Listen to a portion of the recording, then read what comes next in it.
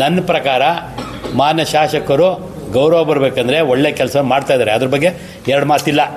ಆದರೆ ಇಲ್ಲಿ ಬಂದಿರೋಂಥ ವಿಷಯ ವೃಷಭಾವತಿ ನೀರನ್ನು ಬೇಕೋ ಬೇಡವೋ ಅಂತ ಇದು ಬೇಕೋ ಬೇಡ ಅಂತ ನಮಗೆ ವೃಷಭಾವತಿ ನೀರು ಬೇಡ. ಯಾಕೆ ಬೇಡ ಅಂತಂದರೆ ನಾವು ಹೇಮಾವತಿ ನೀರನ್ನು ಮುಂಜಾನೆ ಕೊಟ್ಟಿದ್ವಿ. ಸನ್ಮಾನ್ಯ ಡಿ ಕೆ ಶಿವಕುಮಾರ್ ಅವರು ರೈಟ್ ಹ್ಯಾಂಡು ನಮ್ಮ ಶಾಸಕರು, ಒಳ್ಳೆ ಆತ್ಮೀಯರು, ನೀರಾವರಿ ಮಂತ್ರಿ ಅವರೇ. ನಮ್ಗೆ ಅವತ್ತು ನೀರಾವರಿ ಮಂತ್ರಿ ಇರಲಿಲ್ಲ, ಇಲ್ಲಾಂದ್ರೆ ಅವತ್ತು ಆ ನೀರು 100% ಬರ್ತಿತ್ತು, ಯಾವುದೋ ಹೇಮಾವತಿ ನೀರು ಬರ್ತಿತ್ತು. ಈಗ ಏನು ಪೈಪ್ ಲೈನ್ ಅಳವಡಿಸ್ತಾ ಇದ್ದಾರೋ ಒಂದು ಸ್ಟೇಟ್ಮೆಂಟ್ ಕೊಡಲಿ ಏನು ಮಾನ್ಯ ಶಾಸಕರು. ಯಾಕಂದ್ರೆ ಅದು ಸುಲಭ ಅಲ್ಲ, ದುಡ್ಡು ತಂದಿದ್ದಾರೆ, ಕೆಲಸ ಮಾಡ್ತಾಯಿದ್ದಾರೆ, ಮಾಡಲಿ, ಅದ್ರ ಬಗ್ಗೆ ನಮ್ಗೆ ತಕರಾರಿಲ್ಲ. ಆದರೆ ವೃಷಭಾವತಿ ನೀರು ಬೇಡ.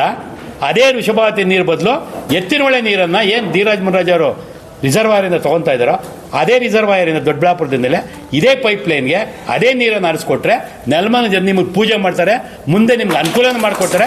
ಇಷ್ಟೇ, ಇದರಿಂದ ಬೇರೆ ನಮಗೆ ವೃಷಭಾವತಿ ಬೇಡ. ಇದನ್ನು ಹರಿಸ್ಕೊಳಕ್ಕೆ ಒಂದು ಸ್ಟೇಟ್ಮೆಂಟ್ ಕೊಟ್ಬಿಟ್ಟು ಕೆಲಸ ಮಾಡ್ಕೊಂಡಿಲ್ಲ ಅವರು. ನಮ್ದು ಏನೂ ಅಭ್ಯಂತರ ಇಲ್ಲ BJP ಅವರು. ಇಷ್ಟೇ.